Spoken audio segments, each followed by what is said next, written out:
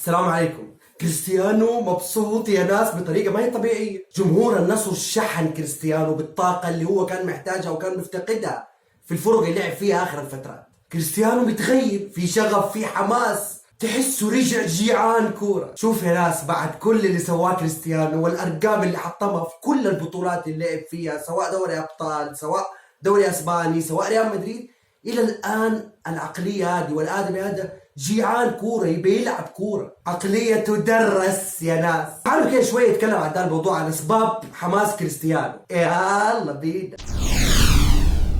في البداية كلنا نعرف عقلية كريستيانو المجنونة. شخص ملتزم ومنضبط جدا في التدريبات، ما يمزح، ما ياكل غير أكل صحي، يتمرن كل يوم في النادي ويجي من بدري. أسأل أي أحد أي حاجة يقول لك كريستيانو يجي من بدري، التمرين يبدأ 6، كريستيانو موجود من 4:30 هناك بيتمرن. يجوا يلاقوه معرق قصر، يلا يلا عيال يلا. بمناسبة ده الموضوع، في قصة كده بسيطة قالها إيفرا لاعب الظهير اليسار في مانشستر يونايتد لما كان مع كريستيانو. يقول لك في يوم من الايام خلص تدريبات في مانشستر يونايتد، جاء قال له كريستيانو اقول لك ايش رايك تيجي تتغدى عندي في البيت؟ قال له اصل يا سيد الناس وخلينا نروح وننبسط ونجلس نتغدى ونشوف لنا بعدها فيلم ولا اي حاجه ونفل امه. قال له يلا تعال. راح يا سيد الناس، جلس، جاء الغداء، يطالع باتريس إيفرا، الله ايش ده يا كريستيانو؟ جايب لي سلطه؟ يا حبيبي فين ستيكك يا سيدي؟ فين تقطيع؟ فين برجرك؟ يا هو جاي نتغدى جاي ننبسط. قال له يا سيد الناس انا جيعان. قال له كل يا ابوي حتشبع. قال يا ابوي يلا. اكل باتريس إيفرا، خلص اكله يا سيد الناس. قال له يلا نروح نتفرج كده موفي، نشرب، نظبط وضعنا، نفيل امها. قال له اخي روح نتمرن كده شويه في الحديقه. قال له نعم. قال له ايش بتقول انت؟ انا ما سامع. قال له روح نتمرن شويه في الحديقه. قال له والله. قال له ايه؟ قال له طيب يلا بسرعه كده على الخفيف. قال له بس كده تمرينين 3 كده ونرجع. قال له طيب.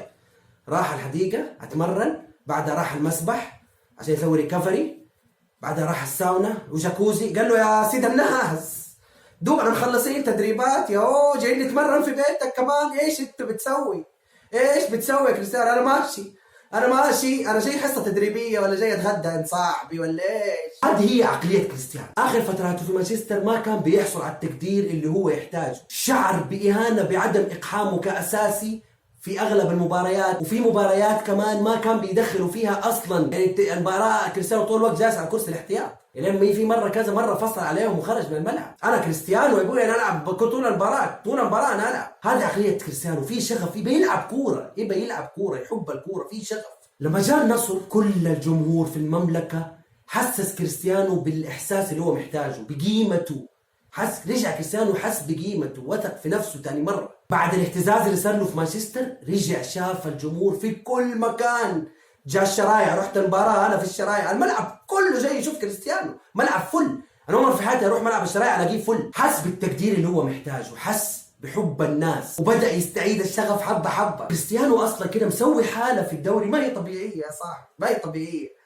لما النصر يلعب كل الناس كريستيانو سواء برا ولا في السعوديه، كل الاعين الان على الدوري السعودي. صفقه كريستيانو مو طبيعيه، ناس الملاعب بتتفلل، مباراه النصر الملاعب بتتفلل. رجع الحماس كده للكوره يا صاحبي. في النهايه كريستيانو مبسوط وبيلعب بمزاج يا سيد الناس، رجع له شغفه، بيحتفل في اهداف اصحابه، بيضغط في الكور، في شغف. كريستيانو رجع حس بقيمته تاني مره، مسوي حاله رهيبه يا صاحبي. بس حبيت اتكلم شويه عن حماس كريستيانو كده وشغفه اللي بدا يرجع حبه حبه، وبدا يحب جمهور النصر يا سيدي. هل انت شايف انه كريستيانو راح يقدم مستويات خرافيه ويحطم ارقام في الدوري السعودي، ولا راح يقدم مستويات متواضعه؟ اكتب لي رايك في الكومنت.